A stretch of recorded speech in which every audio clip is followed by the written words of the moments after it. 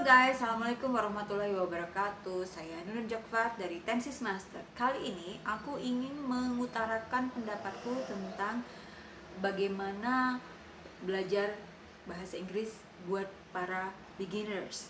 Ya, para beginners itu harusnya belajar itu bukan langsung digasak oleh Tensis. Jadi kebanyakan di sekolah kan langsung dihajar tensis, langsung dihajar oleh teks yang panjang-panjang gitu ya. Jadi gurunya itu tidak mau tahu muridnya ngerti atau enggak, muridnya paham. Bahkan anak-anak itu dibikin kayak sengaja dibikin apa ya, kayak dibikin kamu kerjain sendiri gitu. Tapi guru ini melupakan peranan dia sebagai guru yang harus menjelaskan, yang harus memberikan kerangka bagaimana mengerjakan tugas tertentu. Itu zaman sekarang kalau menurut aku justru aneh banget. Gurunya cuma kerjanya itu cuma ngasih tugas, tapi tidak mengajar gitu ya. Padahal menurut aku untuk beginners itu harusnya belajar dulu gitu, bukan langsung dihajar tugas gitu. Itu satu yang aku amatin. Yang kedua, pelajaran bahasa Inggris itu menjadi cuman acuannya cuman 1A, 2B, 3C, 3, 4D, apalah seterusnya. Jadi cuman pilihan jawaban aja, tidak benar-benar mengalami proses belajar bahasa yang benar gitu.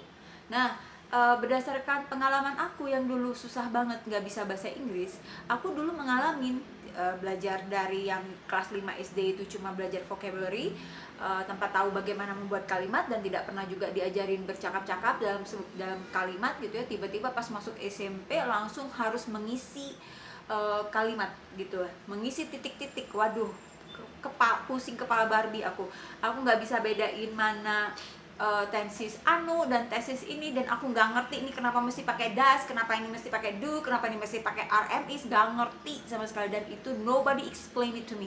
It feels like everybody just can do it just for one click gitu loh, sedangkan aku struggling banget gitu. Dan aku memahami ketika aku punya murid, sekarang aku udah jadi guru bahasa Inggris, aku memahami bagaimana susahnya tidak bisa itu, bagaimana susahnya tidak paham itu gitu. Jadi akhirnya bisa menemukan jalan sendiri dari yang gak bisa bahasa Inggris sampai bisa jadi dosen ya, dengan nilai yang lumayan bagus gitu. Jadi di situ ada prosesnya.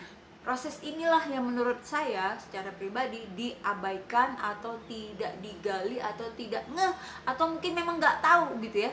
Jadi untuk beginners itu step by step. Jadi kalau misalnya kita andaikan seorang pelajar bahasa Inggris itu seperti bayi atau seperti anak kecil usia 5 tahun ya, yang atau dia masih bayi yang baru belajar merangkak, kamu nggak mungkin dong ngajak dia lari maraton 40 km, betul nggak? Ya kan, yang ada juga bayinya mati gitu kan.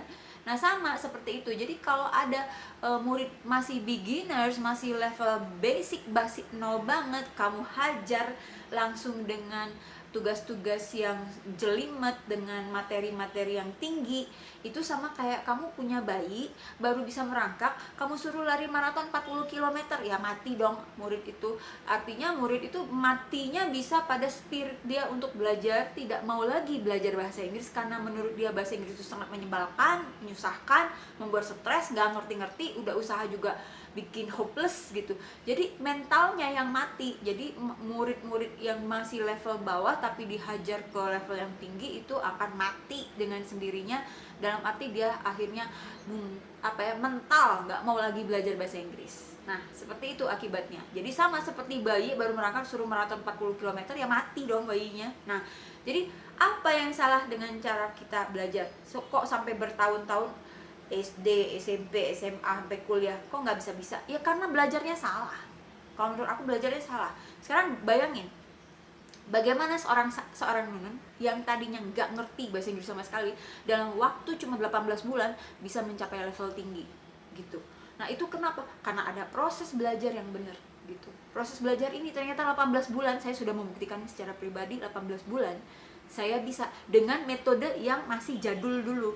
Tapi saya sekarang sudah mengembangkan metode sendiri yang jauh lebih cepat. 1 tahun di tangan saya itu bisa jadi gitu. Jadi artinya ada revolusi cara belajar yang berbeda dibandingin yang konvensional dulu gitu. Dan lebih parah lagi sekarang karena menggunakan gender based approach itu yang menurut saya kok gender sih, karena tesisnya kemarin gender based approach itu menurut saya salah kaprah dalam pengaplikasiannya di lapangan. Guru bahkan banyak sekali yang tidak mengikuti langkah per langkah bagaimana how to apply genre based approach di classroom, in the classroom seperti itu. Jadi tak ketiban sialnya dua kali nih anak-anak kita gitu ya, udah nggak bisa, cara belajarnya salah, fungsi gurunya pun juga terabaikan gitu loh. Jadi ini sama seperti bayi yang disuruh belajar lari maraton 40 km kayak gitu, yang ada juga bayinya mampus ya. Jadi menurut aku kalau kalian mau belajar yang benar, belajar yang sampai bisa banget, itu harus ada step by stepnya. Step by stepnya tuh gak bisa langsung jegar jegar gitu, harus ada tahapannya. Nah tahapannya ini, yang menjadi kunci rahasia di Tesis Master. Kita harus belajar dulu kunci-kunci ini, dan rahasia ini saya bagikan ke murid-murid saya loh. Dan ketika mereka dapetin rahasia ini dan mereka aplikasiin, mereka happy banget. Kenapa? Salah satunya adalah mereka bisa mengkoreksi bahasa Inggris temennya sendiri gitu. Itu bisa sampai selevel itu gitu, setinggi itu gitu levelnya. Jadi aku sudah menciptakan satu modul atau satu perangkat atau satu sistem lah, bagaimana murid itu bisa dari saringan pertama, kedua, ketiga sampai jadi kalimat yang benar. Dan itu dulu harusnya belajar. Jadi mau bisa apapun belajar bahasa Inggris itu harus dulu mulai dari yang 0000 yang dasar-dasar ini. Kalau kamu menghindari belajar yang dasar-dasar ini, saya jamin belajarnya itu seperti ngebangun rumah terus berhenti, ngebangun rumah, tapi berhenti, jadi rumahnya jadi lapuk, jadi rusak, dan akhirnya biaya keluar banyak tapi rumahnya nggak jadi. Nah seperti itu, mau seperti itu? Kalau saya sih nggak mau.